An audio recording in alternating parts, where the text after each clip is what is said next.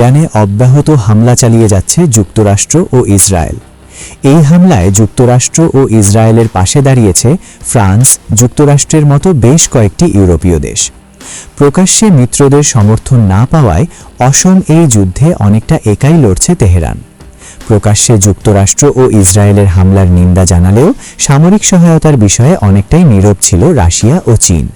তবে মার্কিন গোয়েন্দা সূত্র বলছে ভিন্ন কথা। সরাসরি যুদ্ধে না জড়ালেও নেপথ্যে থেকে তেহরানকে গুরুত্বপূর্ণ গোয়েন্দা তথ্য ও প্রযুক্তিগত সহায়তা দিয়ে যাচ্ছে মস্কো ও বেইজিং। মার্কিন সংবাদ মাধ্যম ওয়াশিংটন পোস্ট ও এপির প্রতিবেদনে বলা হয়েছে, পেছন থেকে ইরানকে জোরালো সহায়তা করছে রাশিয়া। মার্কিন গোয়েন্দা কার্যক্রমের বিষয়ে অবগত ৩ কর্মকর্তার বরাত দিয়ে জানানো হয়, মস্কো তাদের উন্নত স্যাটেলাইট ব্যবস্থার মাধ্যমে মধ্যপ্রাচ্যে মোতায়েন করা মার্কিন সেনা, যুদ্ধবিমান এবং যুদ্ধজাহাজের নিখুঁত অবস্থান শনাক্ত করছে।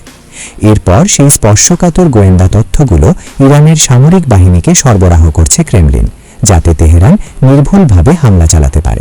এমনকি মধ্যপ্রাচ্যের বিভিন্ন হোটেল বা রেস্তোরাঁয় মার্কিন সেনাদের উপস্থিতির তথ্য ইরানের হাতে তুলে দেয়া হচ্ছে।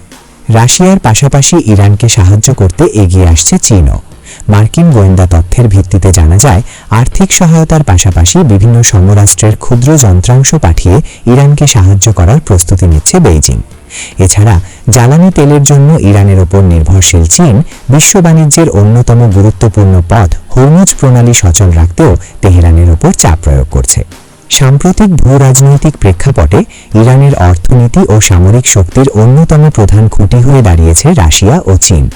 বেইজিংয়ের কাছে বিপুল পরিমাণ জ্বালানি তেল বিক্রি করে পশ্চিমা নিষেধাজ্ঞার মধ্যেও অর্থনৈতিক সুবিধা পাচ্ছে তেহরান। অন্যদিকে রাশিয়ার কাছ থেকে পাচ্ছে অত্যাধুনিক সামরিক সরঞ্জাম ও কৌশলগত সহায়তা। বিশ্লেষকদের মতে, সরাসরি যুদ্ধে অবতীর্ণ না হলেও মধ্যপ্রাচ্যের এই সংঘাতে পরাশক্তিগুলোর এমন প্রচ্ছন্ন অংশগ্রহণ পরিস্থিতিকে আরও জটিল করে তুলছে।